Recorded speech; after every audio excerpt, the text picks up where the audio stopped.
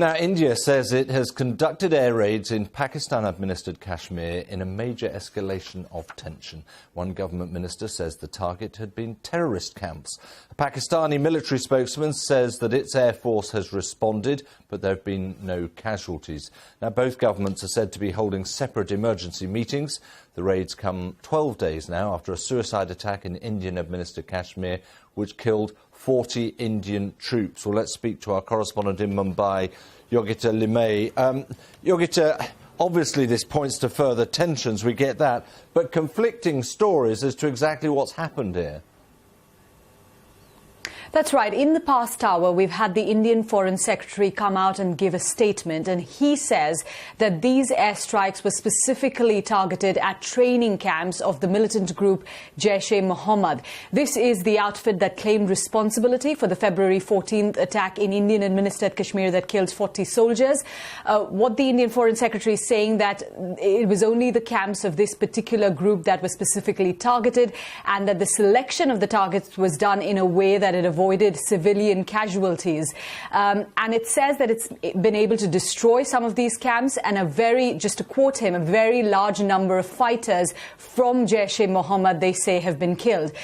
What we know from the Pakistani military spokesman is that Indian aircraft did enter Pakistani airspace, but the Pakistan version differs, of course. They're saying that these aircraft had to scramble back hastily, and while they did drop their payloads, that didn't cause any casualties or any damage.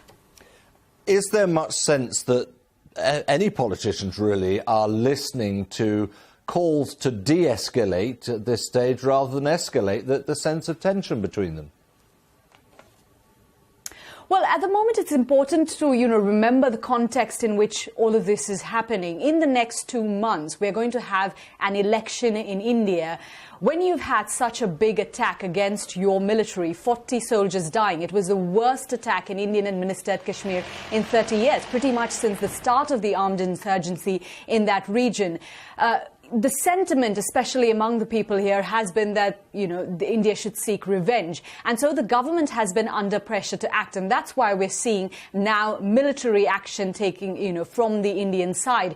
We've seen sort of Indian aircraft going into Pakistan-controlled territory earlier. 2 years ago, India claims it conducted targeted strikes in the territory. But this, sort of with airstrikes, at that time it was ground strikes. With airstrikes, it does seem to be much larger. We've already heard Pakistan Prime Minister Imran Khan saying just a few days ago that if his country was targeted, he would be forced to retaliate. We'll have to see what comes from those security meetings being held in both countries at the moment. OK, Yogita, thanks very much indeed. Bring us right up to date there.